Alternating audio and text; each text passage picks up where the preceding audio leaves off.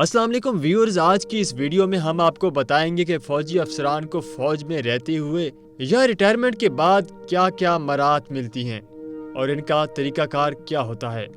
مگر اس سے پہلے اگر آپ نے ندیم ڈیلی کو سبسکرائب نہیں کیا تو برائے مہربانی سبسکرائب کریں اور بیل آئیکن پر بھی کلک کر دیں۔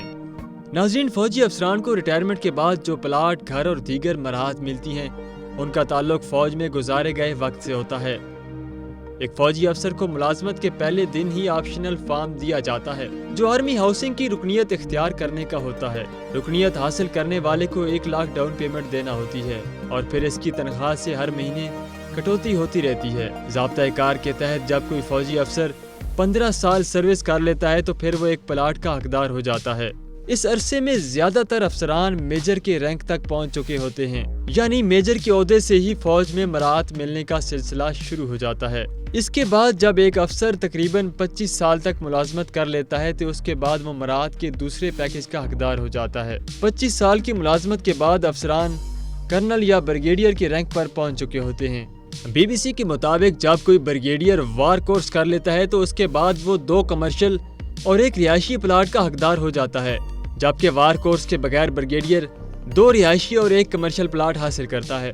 میجر جنرل بننے سے 1 اضافی پلاٹ بھی مل جاتا ہے، جبکہ لیفٹیننٹ جنرل 4 پلاٹوں تک کا حقدار ہو جاتا ہے۔ یہ پلاٹ رہائشی اور کمرشل ہوتے ہیں، البتہ یہ مختلف شہروں میں الاٹ کیے جاتے ہیں۔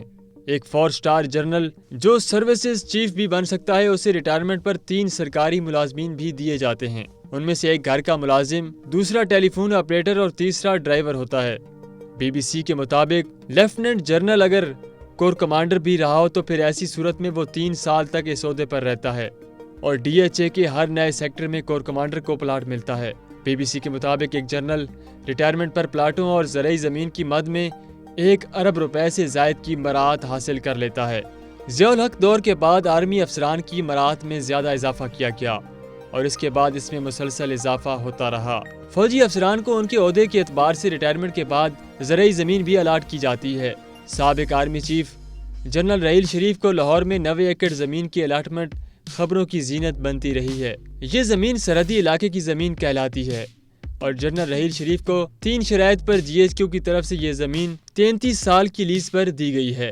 فوج میں میجر کے عہدے سے برات کا سلسلہ شروع ہو جاتا ہے، تاہم زرعی زمین کرنل سے لے کر لیفٹیننٹ جنرل تک کے افسر کو تقریباً 2 مربع زرعی زمین 99 سال کی لیز پر دی جاتی ہے، جبکہ جنرل کو مزید اضافی زمین ملتی ہے۔ یہ افسران ریٹائرمنٹ کے بعد آرمی کی ہاؤسنگ کالونیوں میں گھر بھی حاصل کرتے ہیں۔